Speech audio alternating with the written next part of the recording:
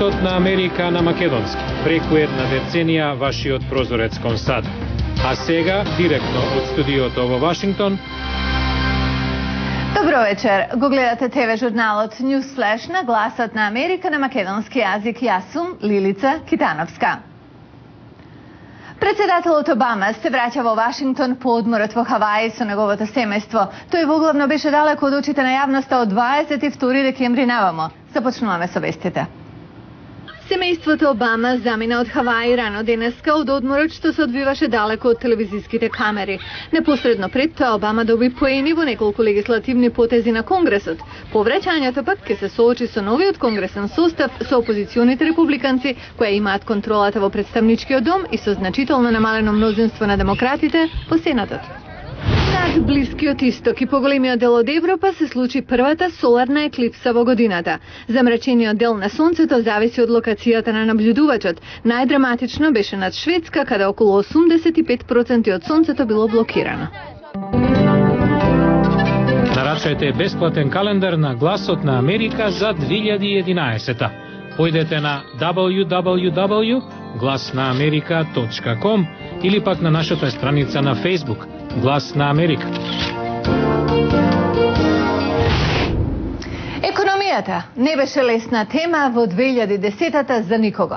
Европа се најде во ситуација да го штити еврото како символ на единството на Унијата. Владите беа принудени на преземање мерки на штедење, а граѓаните одговорија со демонстрации и штрајкови. Што од ова ќе се прелее во 2011-та од следниот прилог? Низ цела Европа минатата година граѓаните изразија лутина заради потезите на владите во обид да го стабилизираат еврото.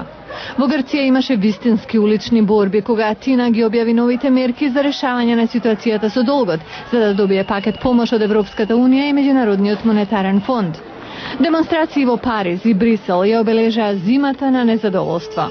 Но и покрај сето тоа, германската канцеларка Ангела Меркел изгледа верува во еврото.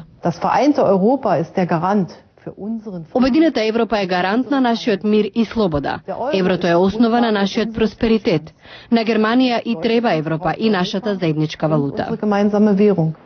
На почетокот на 2011-та Естонија стана 17-та држава и прва поранешна Советска република што се приклучи на еврото. Тоа е малечка економија од 19 милиарди долари и не се очекува да направи голема разлика. Слабите европски економии беа фокусни на самитот на Европската унија во декември. Тогаш лидерите се согласија на заедничка стратегија за решавање на должничките проблеми, но тоа ќе влезе во сила дури за 3 години. Некои аналитичари, како Майкл Хјусон од CMC Markets, не се оптимисти. Ништо краткорочно не е решено. Проблемите ќе продолжат и во 2011. Британија не е дел од еврозоната, но дава помош. Британските студенти не беа многу среќни со решенијата на владата.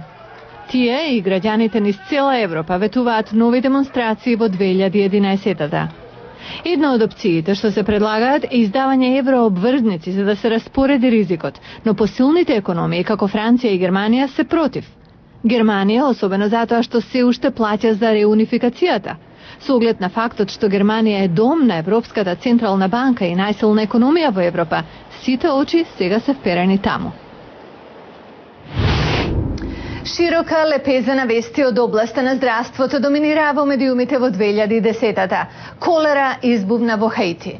Се откри побрз начин на тестирање за туберкулоза, а САД јавија за напредок во борбата против сидата. Ве враќаме малку назад за да видиме што може би е пред нас кога станува збор за здравјето. Најважното нешто што си го посакуваме во новата година. Ова време, минатата година, се случи земјотресот во Хаити. Донесе проблеми со чиста вода за пиење, но и ширење на колера, за што може да се потребни години да се победи. Болести врзани за водата уследија и по масивните поплави во Пакистан од август и септември. Нацијата не беше подготвена за борба со епидемијата. На помалку спектакуларен начин продолжи борбата против други сериозни болести. Нова студија покажа дека ракот убива над 7,5 милиони луѓе во светот, од кои 2/3 во помалку имотни држави. Ракот имено убива повеќе луѓе од сида, туберкулоза и маларија заедно, но светот ова не го сваќа сериозно, зашто само 5% од ресурсите за истражување на рак се трошат на земјите во развој. Но научниците работат на вакцини против некои видови рак. Најдена е една што го спречува ширењето на агресивна форма на рак на мозокот, што значи подолг век за овие пациенти. Но за Алцхаймеровата болест, од која страдаат барем 35 милиони луѓе во светот и е 6-та водечка причина за смрт во САД, се уште нема лек. Но третманот може да биде ефикасен ако болеста се открие рано, се вели во нова студија. Друга грижа е така наречената супербактерија со мутирани гени, што има отпорност спрема сите досега познати антибиотици. Откриена е во Австралија, Канада, САД, Холандија и Шведска. И за ова нема лек, само препораки како да се избегне, што не е секогаш применливо. Но 2010-та донеси некои добри вести. Извештај на Обединетите нации покажа дека има надеж за глобалната епидемија на СИДА. Се повеќе луѓе се на третман и се помалку се инфицирани.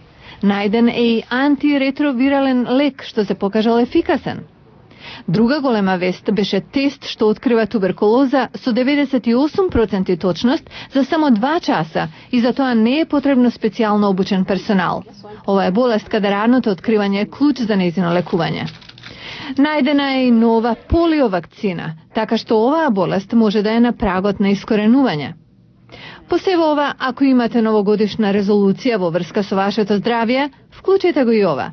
Витаминот Д, зашто не само што е добар за коските, туку штити и од рак, од срцева болест, а новородените и од респираторни инфекции, зашто многу малку е во наша моќ. На 50 на километри од Вашингтон е Квантико, познатата база на американските маринци. Нешто интересно се случува тамо. Што? Почекајте до утре. Newsflash ве води тамо. Утре во Newsflash. Армијата на САД ќе се повлече од Авганистан до 2014-та, но до тогаш таму ќе бидат испратени уште многу маринци. Како се подготвуваат? Гледајте во утрешен Newsflash. Ова беше Newsflash на Гласот на Америка на македонски јазик. Јас сум Лилица Китановска. А за повеќе содржини појдете на нашата веб страница glasnaamerika.com. Пријатна вечер.